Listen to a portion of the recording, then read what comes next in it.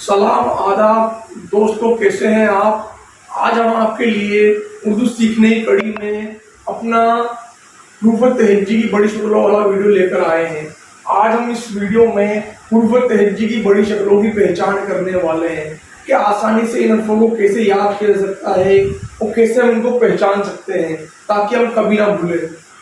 अब देखिए दोस्तों, यहाँ पर अलीफ से लेकर ये तक मैंने यहाँ हर्फ लिखे हुए हैं। हिंदी में वर्ण बोला जाता है, इंग्लिश में ना अल्फाबेट कहा जाता है। इंग्लिश में 26 अल्फाबेट होते हैं, हिंदी में 51 या 52 के करीब क्या होते हैं, वर्ण होते हैं। और हमारे ये उर्दू है, उर्दू में क्या है, जो मुफरद हर्फों की हम बात कर रहे हैं, मुफरद यानी सिंगल जो हर्फ है हमारे, वो है 38 तादाद में। लेकिन बाज़ जगह इनको 37 माना जाता है, क्योंकि यहाँ पर आपको दिख रहा है जे के ऊपर 3 नुक्ते लगे हुए हैं, इसे बोलते हैं बड़ा जे। ये वैसे फारसी में इस्तेमाल होता है, उर्दू में इसका ना के बराबर इस्तेमाल किया जाता है, इसीलिए इसको उर्दू में इंक्लूड नहीं किया जाता है। अगर इसको इंक्लूड ना करें तो यहाँ पर 37 हर्फ बचते हैं। तो हुरूफ तहज्जी में 37 हर्फ होते हैं इस तरीके से। आइए अब जानते हैं हम इन हर्फों के बारे में, इन हर्फों की पहचान कैसे की जाए, इनको कैसे पक्का याद किया जाए। देखिए दोस्तों, इनको पहचानते हैं। ये ऊपर से नीचे तक एक लंबा मैंने डंडा खींचा है। हिंदी में हम क्या करते हैं, पूर्ण विराम लगाते हैं तो वैसे डंडा खींचते हैं हम, लेकिन यहाँ पर ये पूर्ण विराम नहीं है। यहाँ पर क्या है, ये अलिफ है। क्या है? अलिफ। अलिफ से बनता है अ। क्या बन रहा है? अ। उर्दू के अंदर ऐसी शक्ल केवल एक ही है, वो है अलिफ की। अगर हम ऊपर से नीचे डंडा खींचेंगे तो वो अलिफ कहलाएगा। आपको नजर आ रहा है, अलिफ से बनता है अ। अब इसको मिटाते हैं। अगला हमारा आता है यहाँ पर बे। हमने इस तरीके की कुछ शक्ल बनाई है, आपको नजर आ रही है शक्ल। बे, पे, ते, टे, से 5 हर्फ ऐसे हैं जिनकी शक्ल ऐसी है। कैसी है? शक्ल ऐसी है, लेकिन फर्क है नुक्तों का। इसका फर्क है नुक्तों का कि नीचे जो इस तरह की बिंदी लग रही है, ऊपर जो बिंदी लग रही है, इनको बोलते हैं नुक्ता। तो नुक्ते का अंतर इनमें आता है। अगर हम इस शक्ल के नीचे एक नुक्ता लगाएं तो ये कहलाएगा हमारा बे। क्या कहलाएगा? बे। इस शक्ल के नीचे एक नुक्ता लगा हुआ है, आपको नजर आ रहा होगा यहाँ पर, ये है बे। अगर हम इसके नीचे 3 नुक्ते लगा दें, इस शक्ल के नीचे 3 नुक्ते लगाएंगे तो ये कहलाएगा हमारा पे। क्या कहलाएगा? पे, जैसा कि यहाँ बना हुआ है। अगर हम नीचे के 3 नुक्ते हटा दें और शक्ल के, तो वो कहलाएगा ते, जैसा कि आपके सामने लिखा हुआ है। अगर हम दोनों नुक्ते मिटा दें, फिर इसी शक्ल के अंदर हम कोई की छोटी शक्ल ऊपर लगा दें तो ये कहलाएगा हमारा टे। क्या कहलाएगा? टे। अगर हम इस शक्ल के अंदर ऊपर 3 नुक्ते लगा दें इस तरीके से तो ये कहलाएगा से। क्या कहलाएगा? से कहलाएगा। अब 5 हर्फ जो हमारे हैं, बे, पे, ते, टे, से, इन पांचों की शक्लें एक जैसी है, नुक्तों का अंतर है। बे में नीचे एक नुक्ता है, पे में नीचे 3 नुक्ते हैं, ते में ऊपर 2 नुक्ते हैं, और टे के अंदर ऊपर छोटा तो है, तो एक छोटी शक्ल है, से के ऊपर 3 नुक्ते हैं। इस तरीके से हम इन हर्फों को पहचान सकते हैं। पहला आपको इसकी शक्ल याद करनी, शक्ल ऐसी है, फिर नुक्ता याद करना, नुक्ते कितने हैं, उसके हिसाब से हमें पहचानना है कि हर्फ कौन सा है। हम शक्ल चेंज करते हैं। आपको यहाँ और 4 शक्लें एक जैसी नजर आ रही होगी। हमने ये शक्ल बनाई है, जीम, चे, हे और खे, सबकी शक्ल एक जैसी है। 4 हर्फ हमारे पास ऐसे हैं जिनकी शक्लें ऐसी है। अभी इस पर कोई नुक्ता नहीं है, खाली है। जब इस शक्ल पर कोई नुक्ता ना हो, ये शक्ल खाली हो इस तरीके से, तो ये कहलाता है हमारा ह। क्या कहलाएगा ये? ह। हवा के साथ इसकी आवाज निकलती है ह, तो ये कहलाएगा हमारा है। अगर हमने इसके नीचे या अंदर एक नुक्ता लगा दिया तो ये कहलाएगा हमारा जीम। क्या कहलाएगा? जीम। और जीम से बनता है उर्दू में ज। क्या बनता है? ज। ये हो गया हमारा जीम। अगर मैंने इसका नुक्ता हटा करके अंदर या नीचे 3 नुक्ते लगा दिए, क्या करें, 3 नुक्ते इसके अंदर या नीचे लगा दिए मैंने, तो ये कहलाएगा हमारा चे। क्या बन जाएगा? चे। शक्ल वही है, नुक्ते चेंज हो रहे हैं। फिर मैंने 3 नुक्ते मिटा दिए और ऊपर एक नुक्ता लगा दिया तो ये कहलाएगा हमारा ख। और नुक्ता एक भी नहीं है तो है। नुक्ता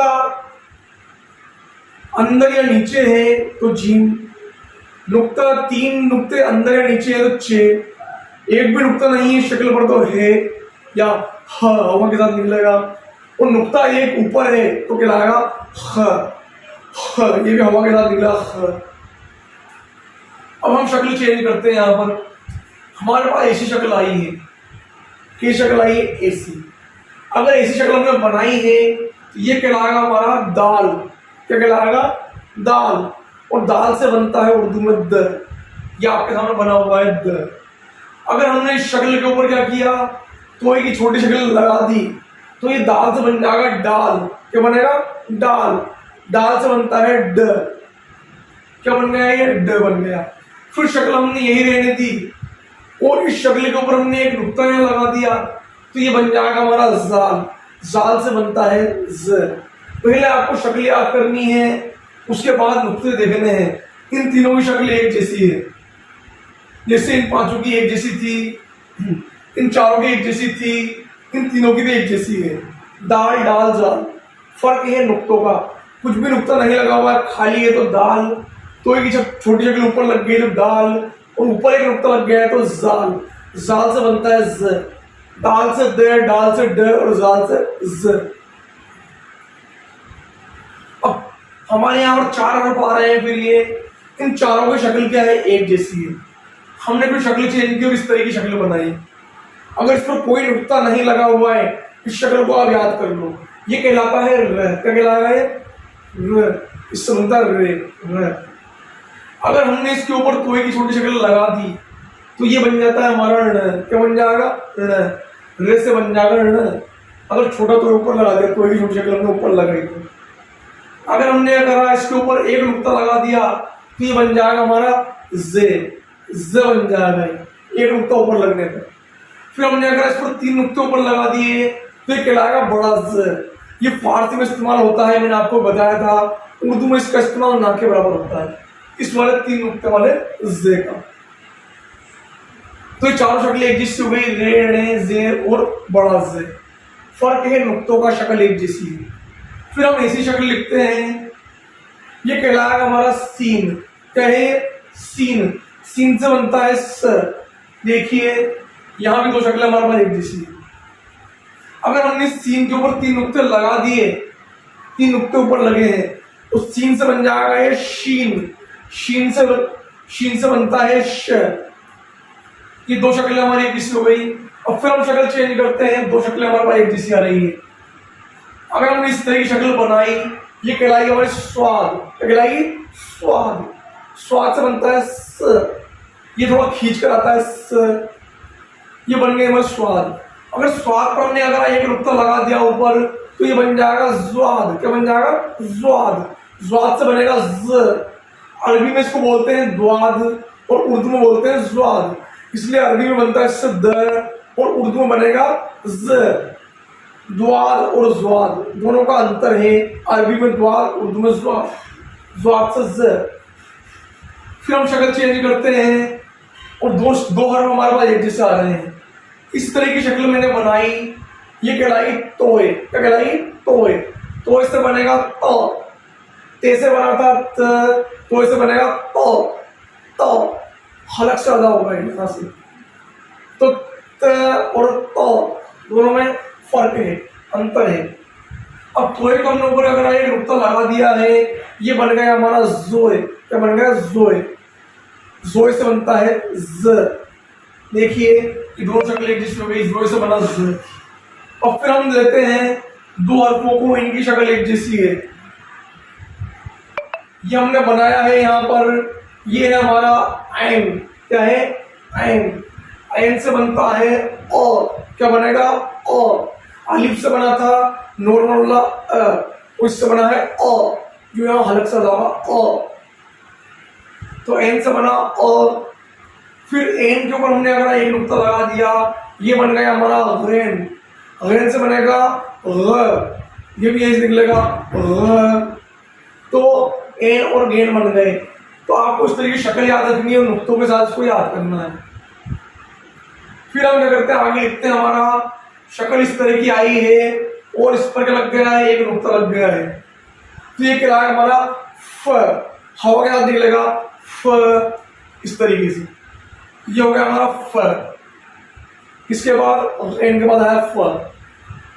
फिर हमने शक्ल चेंज की और उस शक्ल को हम नीचे घुमा कर लिखा, तो ये कहलाएगा हमारा बड़ा काफ। इससे बनता है अ, ये हलक से निकला अ, तो ये है बड़ा काफ, दो नुक्ते वाला।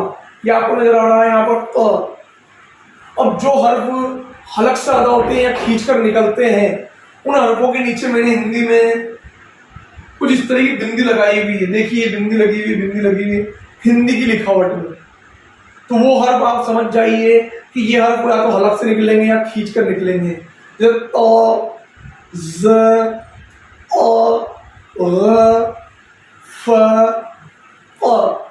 तो इस तरीके से नीचे जिनमें बिंदी लगी हुई है, ये हर्फ क्या है, खींच कर अदा होते हैं या फिर ये हलक से अदा होते हैं, खींच कर निकलते हैं। अगला हमारा आता है काफ के बाद छोटा काफ। इसे बोलते हैं छोटा काफ। छोटे काफ से बनता है नॉर्मल वाला क। क्या बनता है, क। और बड़े काफ से बना था अ, वो निकला था यहां से अलग से अ, और ये बना है क। ये हमारा क हो गया। इसके बाद आता है हमारा गाफ। ये छोटा जो काफ है, इसके ऊपर हम शक्ल होके वही है, एक जबर यहां लगा देंगे। क्या लगा देंगे, जबर लगा देंगे छोटे काफ के ऊपर, वो बन जाएगा हमारा गाफ। क्या बनेगा, ये गाफ। गाफ से बनता है ग। क्या बनेगा, ग, नॉर्मल वाला ग। और रेन से बना था ग, रेन हलक से दबा था ग, और ये है ग। तो गाफ से बना हमारा ग। तो छोटे काफ और गाफ की शक्ल एक जैसी है, बस इन पर क्या अंतर आ रहा है, अंतर आ रहा है जबर का। छोटे काफ के ऊपर हमने जबर लगा दिया है।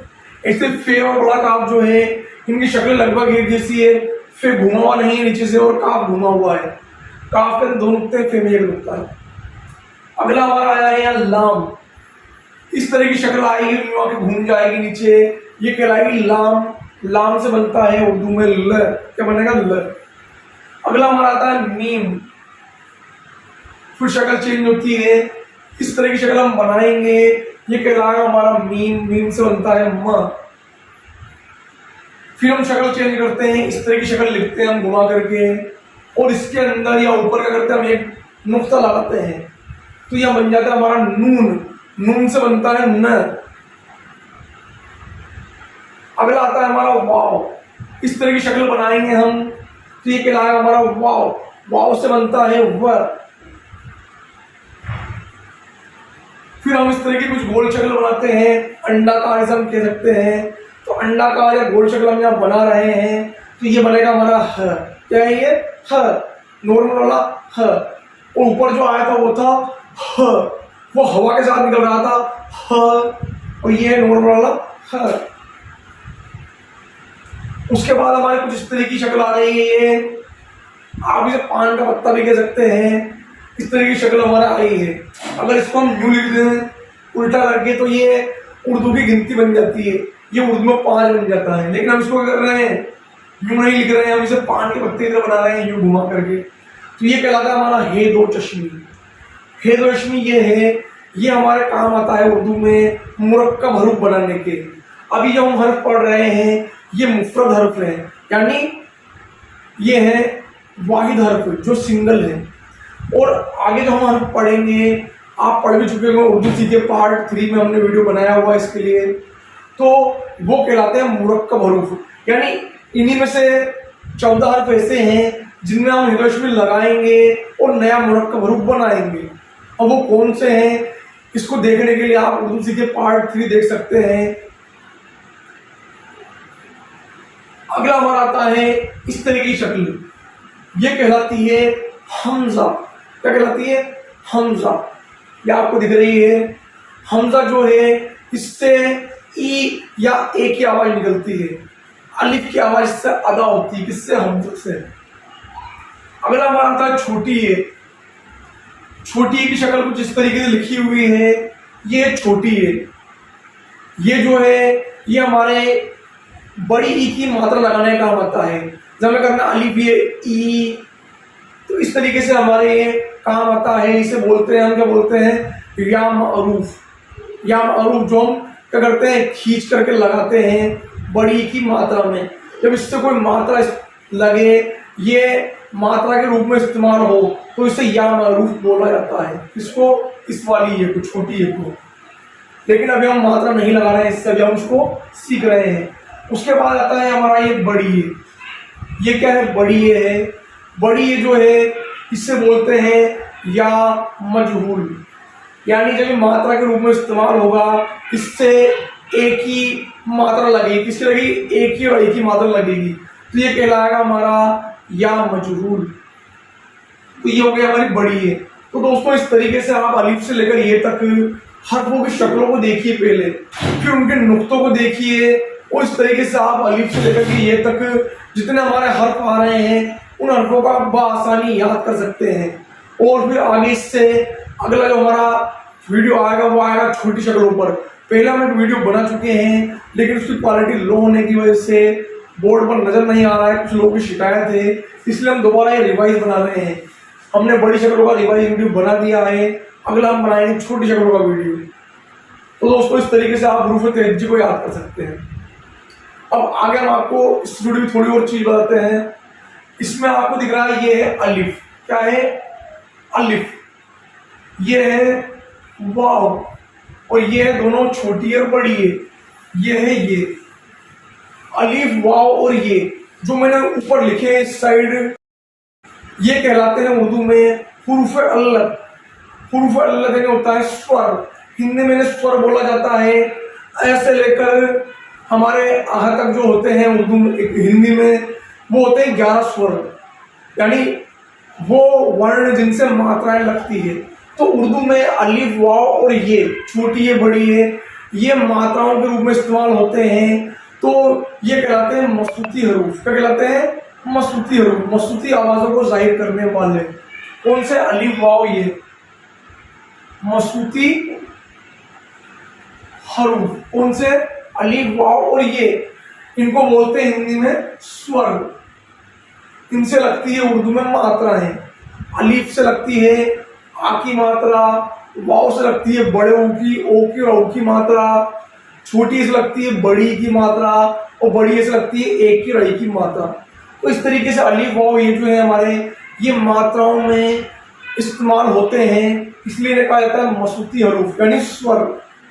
इनके अलावा जो बाकी बच रहे हैं हमारे 34 हर्फ, कितने बच रहे हैं, 34 हर्फ, उन्हें बोला जाता है मुस्मती हरूफ।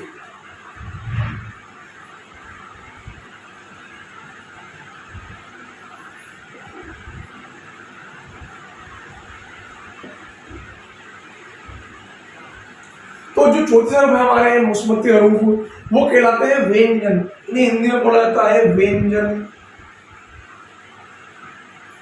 अब ये जो 34 हर्फ है, अलिफ, वाव और ये को छोड़ करके, छोटी या बड़ी को छोड़ करके, तो ये हर्फ ऐसे हैं जिन पर क्या लगेगी, मात्राएं लगेगी। किससे लगेगी मात्राएं, इन्हीं हर्फों से जो ऊपर आए हैं मसूती हरूफ।